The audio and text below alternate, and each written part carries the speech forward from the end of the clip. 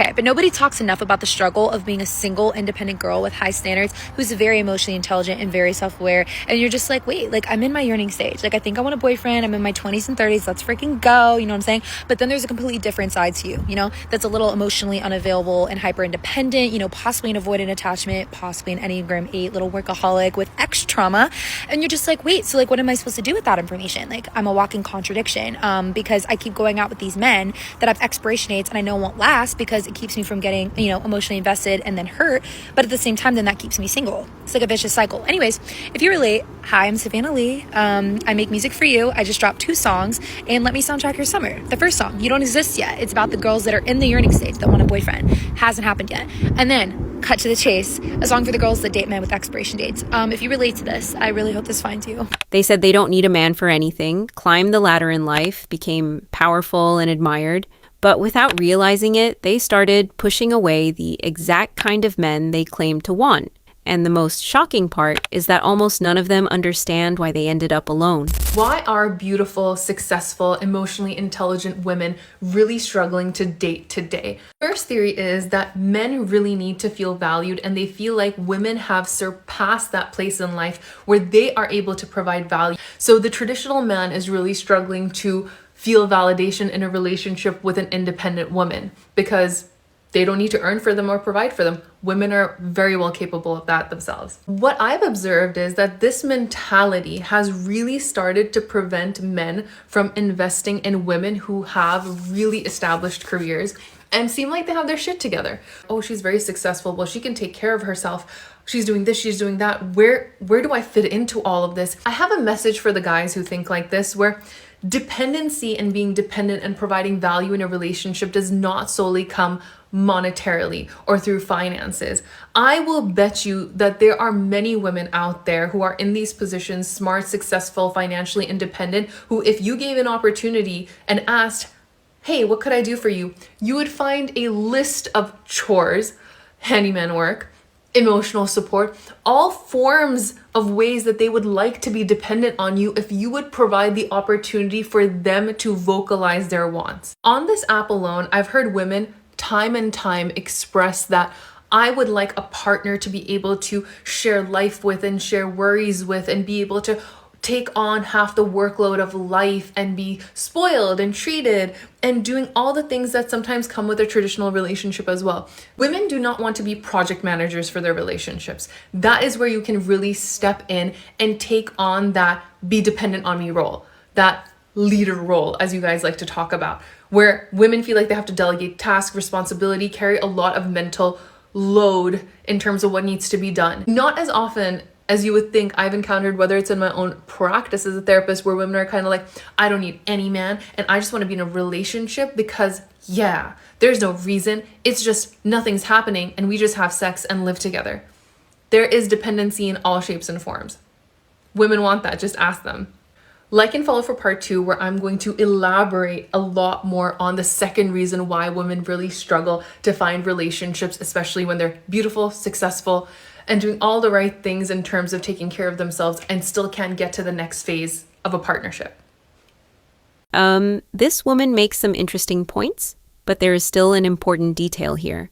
A lot of women say they want partnership, care, and masculine leadership, but in practice, they project extreme self-sufficiency, control, and a refusal to let a man step in. Men pay less attention to the words and more attention to the energy. If she comes across like she already decided she does not need anyone, he will assume that any attempt to care for her, lead, or protect her will be treated like an intrusion. And no healthy man wants to be in a relationship where he is merely tolerated but never truly desired.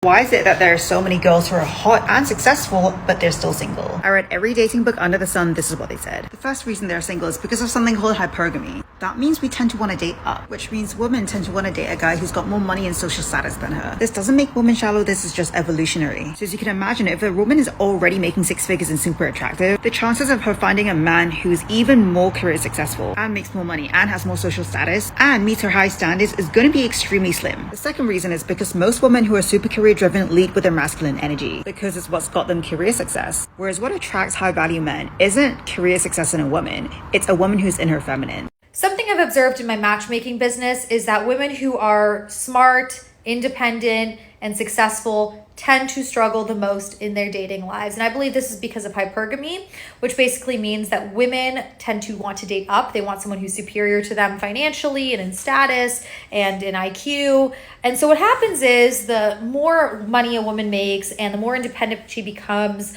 the more her dating pool shrinks, because the pool of men that she is going to be attracted to is going to be smaller. But the problem is men date based on a different criteria. Men are not dating women based on their wealth. They're not dating women based on their IQ. They're dating them based on, is she going to be a good mother to my kids? Is she nurturing? Does she make me feel like a man? Is she attractive? And so you have this imbalance. And it becomes a bigger problem as women get older, because then they start competing with women who are 5, 10, 15 plus years younger than them. And again, because men are not dating off the same values and criteria, it makes it harder for them to find a mate. And I think this stems from a few different things. One being feminism. You know, the road to hell was paved with good intention. I don't think feminism is a bad thing, but I do think it's unsurprising that the more independent women have become, the more childless and single they've stayed. And also the destruction of the family nucleus. As divorce rates started to rise, you had more moms telling their daughters, don't ever put yourself in a position where you have to depend on a man. And like, was the juice worth the squeeze? Let me know what you think in the comments, and follow me for more. Bye! This woman brings up a real point. The more a woman rises in life, the more she can fall into the trap of thinking success can replace femininity, softness, and the ability to build with someone. The problem is not being smart or independent. The problem is when that turns into arrogance, impossible standards, and a superior attitude. A lot of men do not pull away because they are scared of a strong woman. They pull away because they can tell when she enters a relationship wanting to admire only herself without making room for a man to play his role.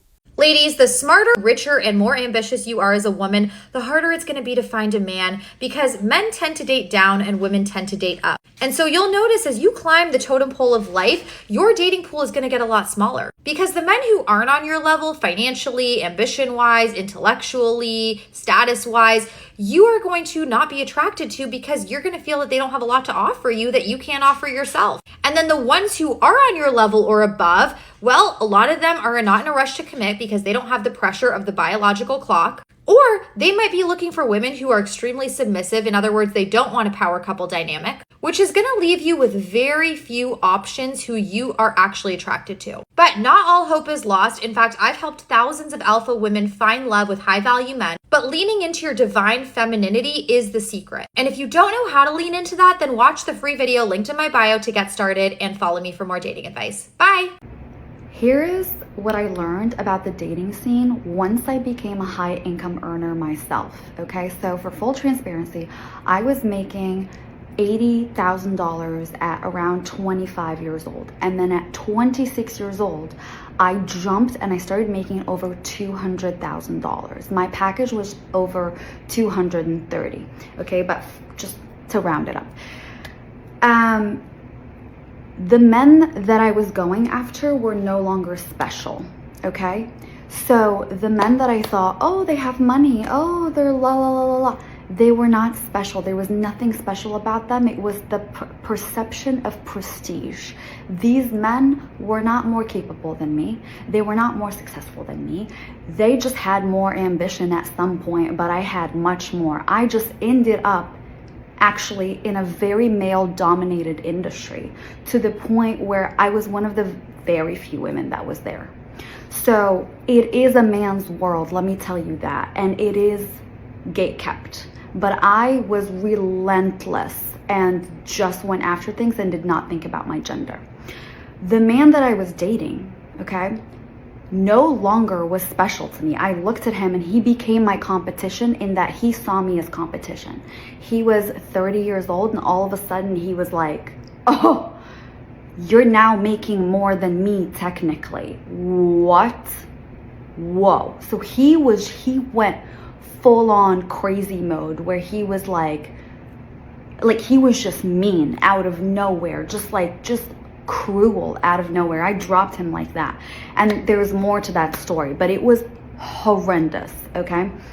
3, and most importantly, what you need to realize is you got to go out and make that money yourself. I don't care how hard you have to work, get it fucking done, okay? Because You are not going to attach yourself to a man to succeed in life. If you think that man's money is going to protect you, or that man is rich and he's the reason why you're going to get the life that you want, that's not happening. You're at the mercy of his love. You're at his mercy. When a woman starts seeing a man as a rival instead of a partner, the relationship is already off track. Making good money is not the problem. The real issue is the war mindset. I don't need anybody. No man is special. I can only rely on myself. That gives off coldness, hardness, and a kind of pride that pushes serious men away. A real man does not want to be a crutch, but he also does not want to be with someone who turns love into a non-stop battle of ego, power, and control. When men make money, their pool gets bigger. When women make money, your pool gets smaller. You know, a man that's like very wealthy, has their own business. I've asked them, like, there'd be like a pretty waiter that comes to the table. I'm like, would you date her? Like, and they're like, yeah, I would date the waiter. It's a natural thing for a man to take care and provide. I also want someone that's has these goals and are taking care of themselves and can teach me something, because I'm focusing on, you know, business and success and financials, which is a masculine quality. And so then you start to get smaller and smaller pools. And then there's also not as many men that feel comfortable dating a woman that's very successful, because then it brings up an insecurity within themselves that you don't need them to provide. So obviously dating's really hard, but can we talk about how much harder it is when you have a really stressful and time-consuming job? It's low-key hilarious, the kinds of questions I get now on dates as a founder versus when I was in more traditional corporate job, especially since I used to work in the alcohol industry, more specifically beer. So guys just would always assume like, she's such a chill girl. Truly could not be less chill, my guy. Before it was very much like, oh, she's cool, she has a career, awesome.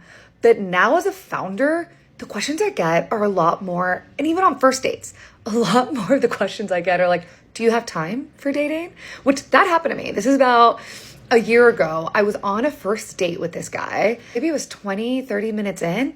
And he's like, mentioned how he used to work at a startup. He's like, they don't have time for anything. How do you have time for dating? And I was like, well, I'm here. Am I not? Like, I'm a big believer. You make time for the things you want to do. All have busy lives, no matter if you're in a position of power or not, or have a really stressful job or not. We all have things that we could do instead, and yet we choose to put time into things we care about. Don't get me wrong, obviously it's not all guys. There's guys who really love women that are very career driven and have a very intense job. But I think overall, we don't see that dynamic as much as we see it the other way around, where, you know, oh, I have a boyfriend in private equity. I don't know, I'm making it up. Oh, he works all the time, or investment banking. He's working late nights. And we, as women, usually are like, wow, that's so great. Respect his job, respect his career, and the time that's taken away from our relationship for that. Versus when it's flipped, you don't really see that for women. A lot of the guys start questioning like, well, do you have time for me? When are you gonna, you know, do X, Y, Z? Or when are we gonna be able to do this or do that? Where I'm like, if it was flipped, you wouldn't be asking these questions. Or if you had to be the one that had to take more time for your career or for whatever it was for your job, you would be asking me to be understanding. I'm sure it's the same as women who are doctors and engineers and scientists and whatever. Like, I'm just throwing careers out there, but there are a lot of stressful jobs out there that are very time consuming, and a lot of women now more than ever that are career driven. So why are we not seeing that same respect the other way? It just is something that I've been thinking about and honestly a little bit frustrated with in the dating world. You can feel a real frustration here, but there is also a defensive attitude that makes everything harder. When a woman talks as if every question from a man is insecurity or an attack, she shuts the door on honest conversations. A man asking whether she has time is not always being disrespectful. Sometimes he just wants to know if there is actually room for a relationship. When her career becomes her entire identity and every concern sounds like an insult to her, many men start to feel like they will be competing with her ego and her schedule for attention.